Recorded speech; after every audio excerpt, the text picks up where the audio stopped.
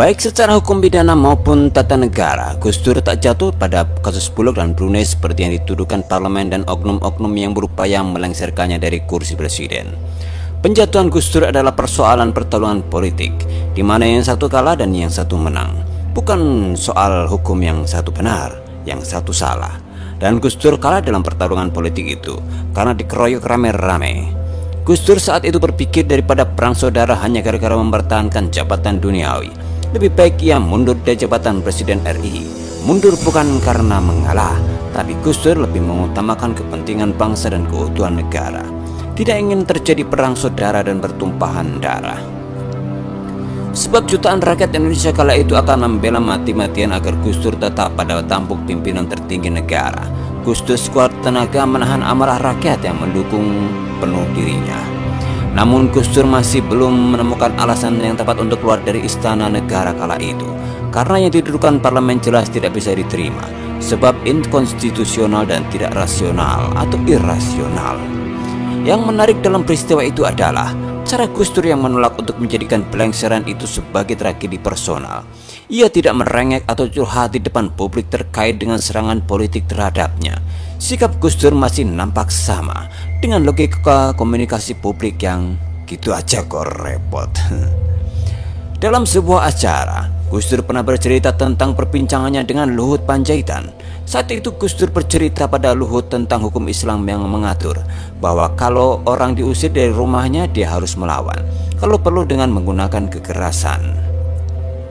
Namun karena Gus Dur tak ingin mengambil jalan kekerasan, dia lalu meminta bantuan Luhut untuk menguruskan surat perintah pengosongan Istana Negara dari kantor Kelurahan Gambir, karena Istana Negara berdomisili di Kelurahan Gambir, Jakarta Pusat. Karena pengosongan istana adalah kehendak pemerintah setempat yang sah, maka Gus Dur tak perlu melawan sama sekali. Kewajiban mempertahankan rumah pun gugur. Urusan selesai, dan Gus Dur keluar dari istana tanpa gejolak. Gus Dur tak menjadikan pelengseran dirinya sebagai beban personal.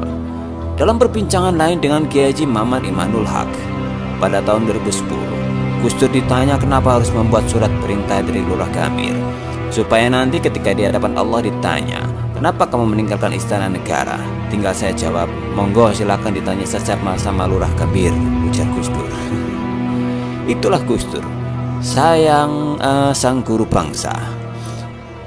Bukannya susah payah mengumpulkan energi politik untuk melawan kekuatan para pengeroyoknya, dia justru menegaskan pada orang di sekitarnya bahwa tidak ada kekuasaan yang begitu berharga hingga harus dipertahankan dengan darah. Ia pun tetap menyandarkan langkahnya berdasarkan ketentuan dan pertanggungjawaban teologis atau ketuhanan sebagai upaya terakhir melawan pelengseran dirinya. Bangsa Indonesia patut mencatat bahwa berbeda dengan kejatuhan Bung Karno dan Pak Harto yang diawali dan atau disusul dengan konflik sosial yang berdarah-darah, pelengseran Gus Dur di tahun 2001 justru berjalan aman karena langkah brilian kemanusiaan yang ada pada diri Gus Dur. Inilah refleksi paling konkret dari visi kemanusiaan yang secara acak ditunjukkan oleh Gus Dur.